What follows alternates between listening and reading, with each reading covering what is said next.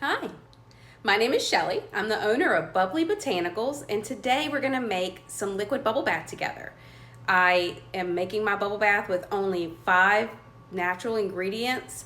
I'm gonna show you everything along the way, and I will even share my recipe. So if you wanna make some at home, feel free. I'll put links in the comments section of where I buy my ingredients so that you can purchase everything yourself and have as much bubble bath as you want anytime you want without any chemicals or harmful endocrine disruptors. So let's get started. All right, to get started, we are going to measure out distilled water, 12 ounces of distilled water, which I have here.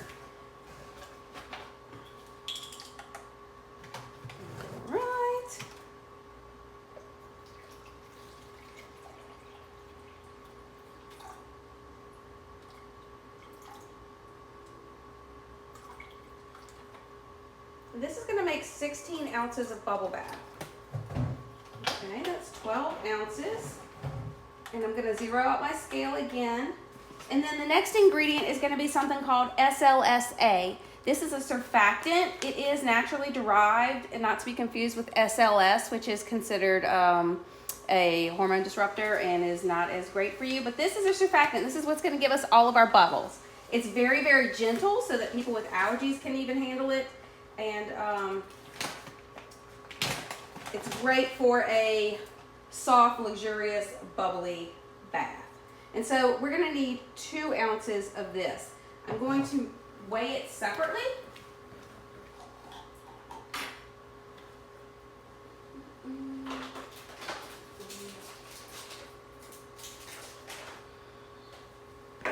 And then we'll add it into the water together.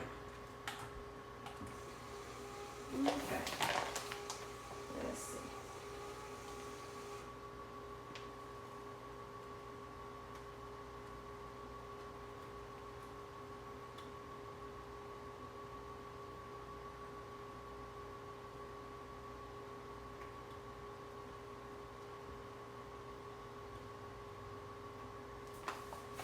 Okay. Now, SLSA is a very, very fine powder, and as soon as you try to pour it out, it gets into the air, and it can irritate your lungs and make you cough. Like I'm smelling it right now, and I can tell that it's irritating me a little bit. So anytime you work with SLSA, you want to make sure that you wear a mask or you stand far enough away to where it's not bothering you.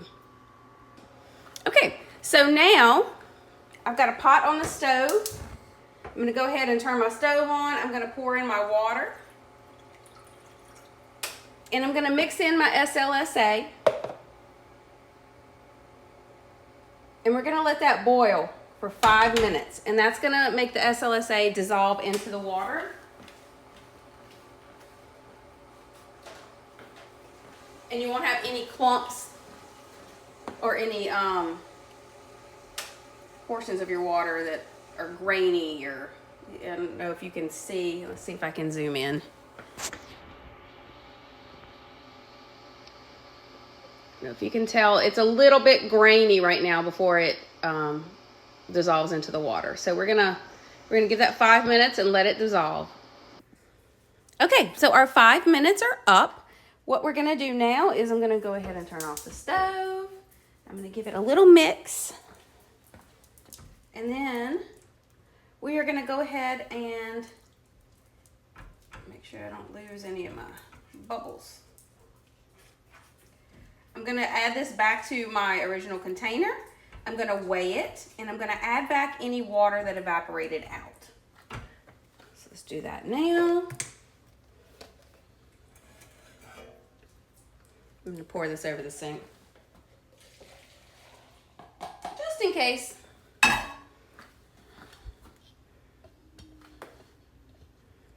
All right. So we're back on our scale.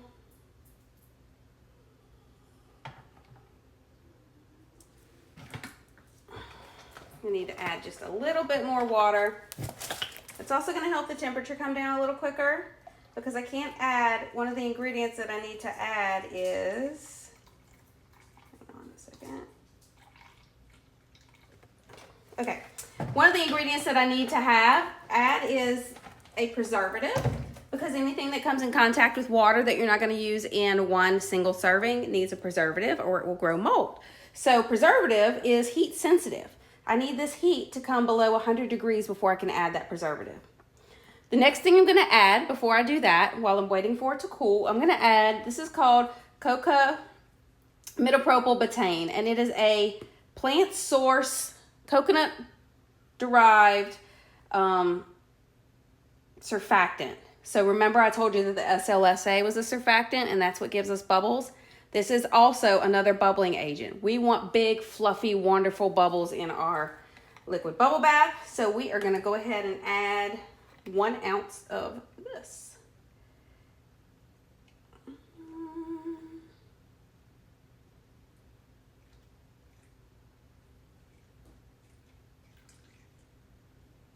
And that's 1.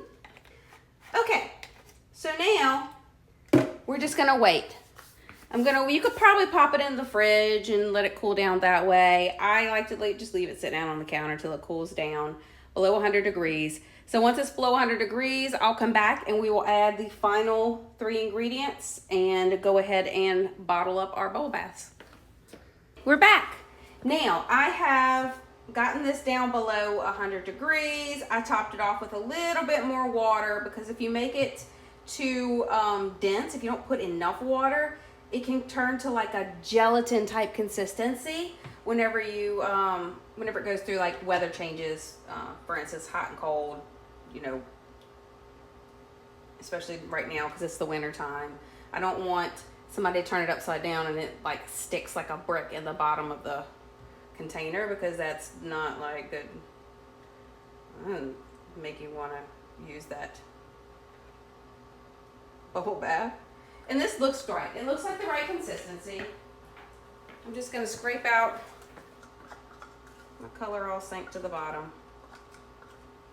To me, okay, so the fragrance that I used is called Volcano, and I love these little paper cups. I throw them away after every single use.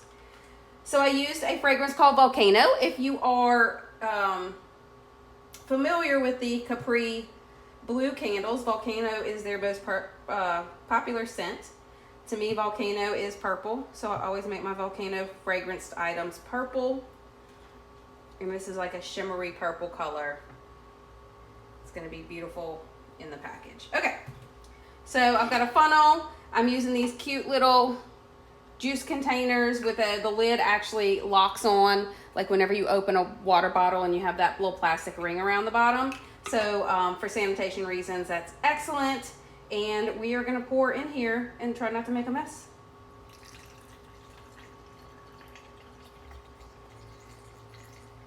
The consistency here is beautiful. It's perfect.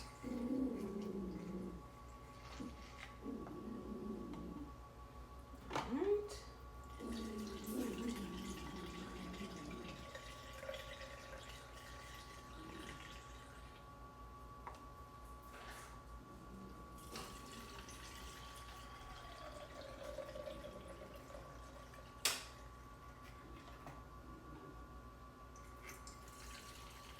Now I won't fully close the tops until the mixture is cooled all the way. I don't want any kind of like funny, weird expansion, contraction type stuff happening. All right. And there we are. We've got a beautiful purple bubble bath, and if you could be here, it smells freaking amazing. This is going to be great. As soon as people smell that Volcano scent, they want it immediately. I currently sell a soap and a body butter in this fragrance, and now we're going to do bubble bath, considering making a room spray and a body oil as well. Let me know what you think. If you think I should delve into those products, I will. May do it anyway. So that is it. I will again link all the information on my ingredients as well as the recipe in the comments below.